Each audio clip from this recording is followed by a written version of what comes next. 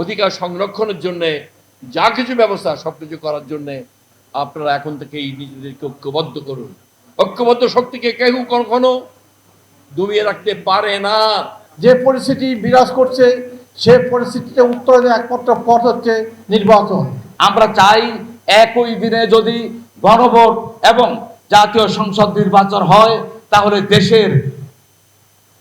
দেশের প্রায় ৩,০০০ কোটি টাকা আমাদের রক্ষা পাবে।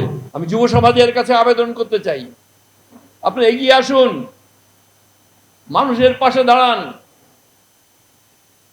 যুব শক্তি এমন এক শক্তি, যে শক্তি বুলেটকে ভয় পায় না, কোন অত্যাচার নির্যাতনকে ভয় পায় না। তারা সামনে এসে দাঁড়িয়ে বুক পেতে বলে যে আমাকে গুলি করো, কিছু এসে যায় না, কিন্তু আমাদের অধিকার তোমরা আমাদেরকে দিতে হবে। দিয়েছে, সেভাবেই তো দিয়েছে। আবু সাইদকে আমরা দেখেছি, এইবারই দেখেছি আমরা আবু সাইদ কোনো দলের ছিল না, একজন সাধারণ মানুষ ছিল, সাধারণ ছাত্র ছিল, শুধু বুক পেতে দিয়েছে। ছাত্ররা কিন্তু তাই করেছে, বারবার তাই করেছে।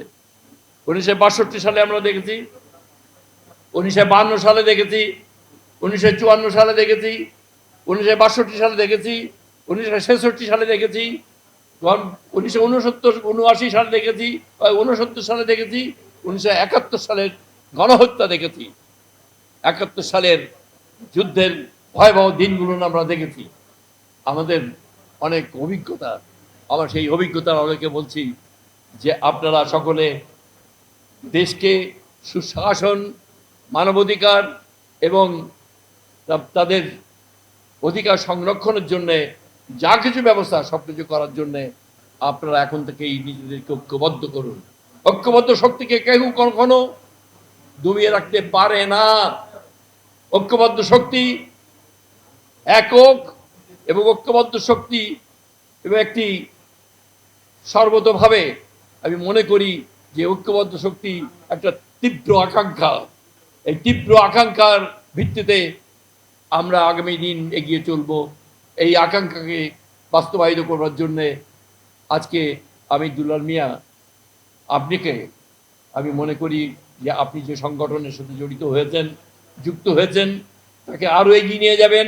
এবং এরকম ধরনের হাজার হাজার কর্মী আছে, আপনারই সংগঠনের হাজার হাজার কর্মী আছে, সমগ্র দেশব্যাপী কর্মী আছে, তাদেরকে সংগঠিত করেন। মাসুম সাহেব তিনি বাংলাদেশের এমন একটি জেলা, যে জেলায় সব কিছু আছে, সেটা হইল নরসিংদী। তিনি আমাদের নরসিংদীর একটা পত্রিকার সম্পাদকও, বীর মুক্তিযোদ্ধা এম এ রশিদ এবং বীর মুক্তিযোদ্ধা এম এ কাদের মন্ডল, এরপরে আমাদের দীপু মির সাহেব, বীর মুক্তিযোদ্ধা এম এ রশিদ সহ অসংখ্য নেতৃবৃন্দ এখানে রয়েছেন। মূলত এই আনন্দ আয়োজনটি হজরত শাহ কালাম রহমতুল্লাহ দরগা শরীফ এবং হোসাইনিয়া পাক দরবার শরীফের আপ্যায়নে সৌজন্যে আমরা উৎসর্গ করলাম। যে পরিস্থিতি বিরাজ করছে সে পরিস্থিতিতে উত্তরণের একমাত্র পথ হচ্ছে নির্বাচন। নির্বাচন যদি দেওয়া না হয় তাহলে দেশের গভীর সংকটে পড়বে, তাতে কোনো সন্দেহ নেই। কাজেই আমি আজকের এই বক্তব্যের মাধ্যমে সরকার এবং সরকার প্রধান যারা আছেন, যারা নিয়ন্ত্রণ করছেন, সবার সাথে অনুরোধ রাখবে তারা যেন নির্বাচনের ব্যাপারে কোনো রকম আপোষ না করেন। নির্বাচন একমাত্র সমাধান। আমরা চাই একই দিনে যদি গণভোট এবং জাতীয় সংসদ নির্বাচন হয় তাহলে দেশের প্রায় ৩,০০০ কোটি টাকা আমাদের রক্ষা পাবে।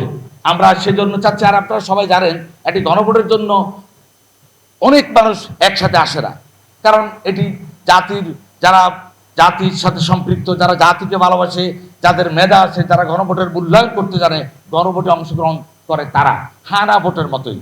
কিন্তু জাতীয় সংসদ নির্বাচন ভিন্ন। এই দিন সকল দলের সকল প্রার্থীর পক্ষে হাজার হাজার নয় লক্ষ লক্ষ মানুষ সেদিন ভোট কেন্দ্রে যাবে।